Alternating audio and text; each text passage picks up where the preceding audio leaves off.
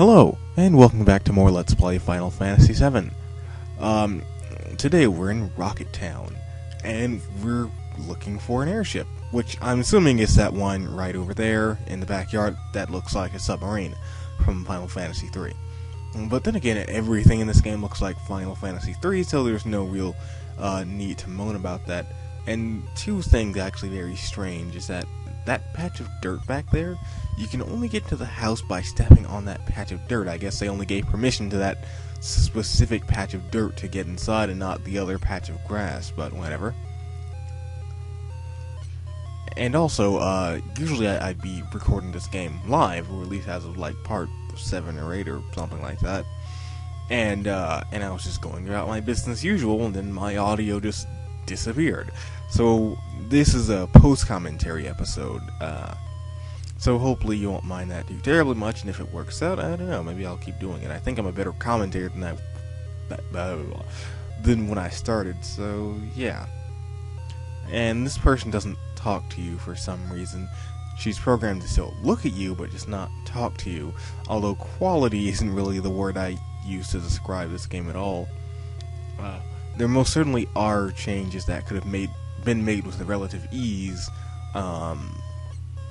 that, you know, would have made the game a little bit more Final Fantasy VII-like. For example, making the boss sprites and the enemy sprites, but more importantly the boss sprites, look like those from the game. Or at least, you know, making them sort of depict that. But back here, there's notably not a rocket. I mean, I guess it sort of looks like an upside-down torpedo. And ooh, a red mage. Are you the captain? Oh, wonderful. Oh yeah, just tell us about the rocket. We can take it into space and we go like meow, meow, meow. Well, that, or, you know, stop. Whatever the fuck Shinra needs to do. I don't know what they want to do in space, but seeing as Shinra is about as trustworthy as a,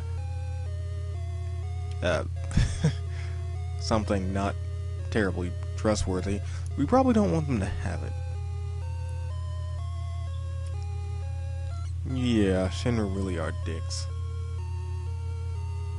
It's like they're just evil Walmart, although I don't remember if it really came up in this game, but how did Shinra get so much power? Who just let that happen? Like, yeah, you know what?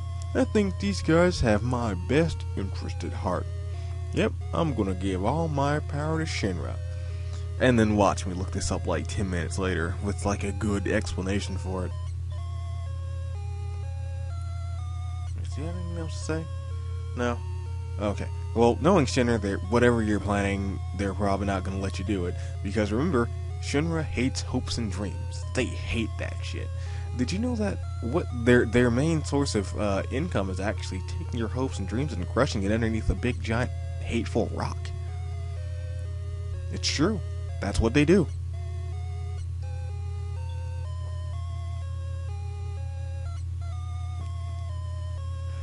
Get him some tea, goddammit.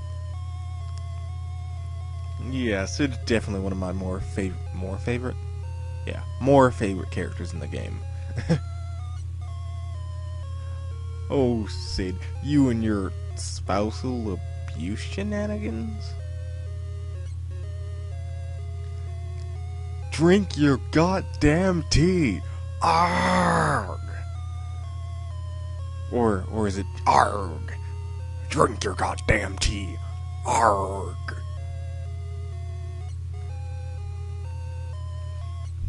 Ooh, tea. Oh, well, that's good to know, I guess. I mean, throwing a bit of a tantrum because you can't go out into space, but...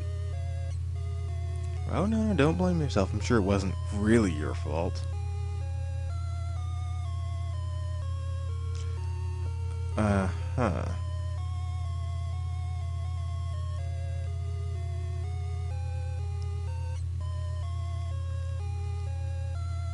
Oh, well, okay, that's only a little bit disconcerting, but alright. You haven't served him the goddamn tea. Arrgh. And then from that moment on, I never could unsee Sid from Final Fantasy VII talking like a pirate. He doesn't look very fat, you know. He kind of looks like Gordon from Fire Emblem. Or maybe his name was Castor. I think his name was Gordon or Castor. Actually, I'm pretty sure it was Castor in Shadow Dragon. Either way, his stats were not very good, and I did not like him one bit. At least Jeeken could be a meat shield. No, but that's like his baby. His baby with wings made of metal that goes meow, meow, meow, meow. Okay, well, that's enough of that. Yes, I would love a free ship, thank you very much. Yeah, Shinra does hate hopes and dreams and things you enjoy, like puppies and kitties and bacon and flowers and bacon. So we should probably just steal it. I mean, you can't take it if it's been stolen, right? Well, I mean, you can, but possession is 9/10 of the law. The other 1/10 is stealing, and that's why we're stealing the ship. And here's Palmer, who's a joke boss, and I don't remember him being a skinny woman. He's pretty easy. Doesn't have any weaknesses, but I don't remember him being so, like, skinny in the game, and being a woman and a ninja. Or maybe he's like cross-dressing Dr. Wily. Oh, Sid, you're the best character in the game. Speaking of which, Sid is actually like legit the best character in the game. Or at least in this game anyway. He comes in with on like level 65. He has tricked out water materia with like level 3 water and I think level 2 range. His attack is actually really good and actually sometimes remotely worth using. And his agility is also fantastic. So, you know, he's pretty good. And the game doesn't tell us where the temple is or that we need to get a key.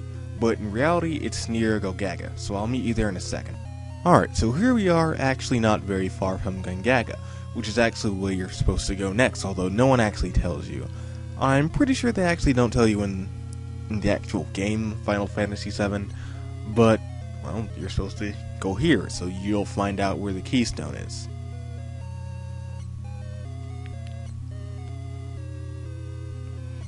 But did you know that all legends in RPGs are true 100% of the time?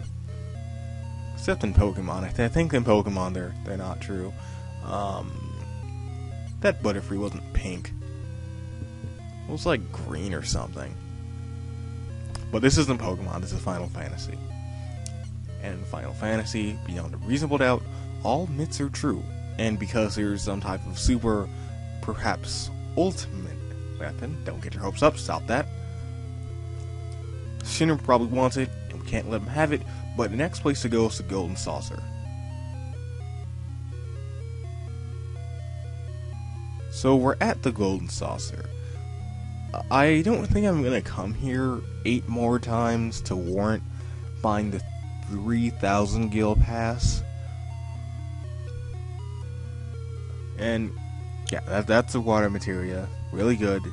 Wait, was that level 3 or level 4? Huh. Oh, either way, it's pretty, well, I personally would just use the word ballin' to describe it. But that's just me. Either way, it's probably going to be the best materia in the game. Or, if you don't run away from every battle like I do, it's going to be about on par with all your other materia. Preferably that one instead of the latter, which is probably going to, you know, come back to bite me in the ass when later bosses show up. But, you know, whatever. I'm still good. I've only died because I was just hitting A so monotonously that I just wasn't paying attention to my HP, and I just died. See, that's how you know your game is tedious. When I'm just playing super hit A adventure so much that, like, I actually lose from, like, hitting A so much because I get bored. And did you see a man in a black cape? Well, no. He thought we knew the Man in the Black hated Sephiroth because they both had one, and we're both in the same age group, which is, of course sound reasonable because there's no one else in, like, the 17 to mid-20s range. But of course he won't let us have the Keystone so easily. And this is the Golden Saucer, so he's going to make us duke it out with a big old monster battle. Yeah, but like Pokemon, only you use your face instead of other Pokemon. Yeah, these battles are really easy, just use the water materia and you'll be fine. Oddly enough, not terribly time consuming. And then we get the Keystone. Da-na-na-na. And that's fantastic. So next time on Let's Play Final Fantasy VII Famicom version, which I think I'm going to mention from now on, we're going to look for the Cave of the Ancients. Ooh. Hello, and welcome back to more Let's Play Final Fantasy IV. What? That's not the right game. What? I don't even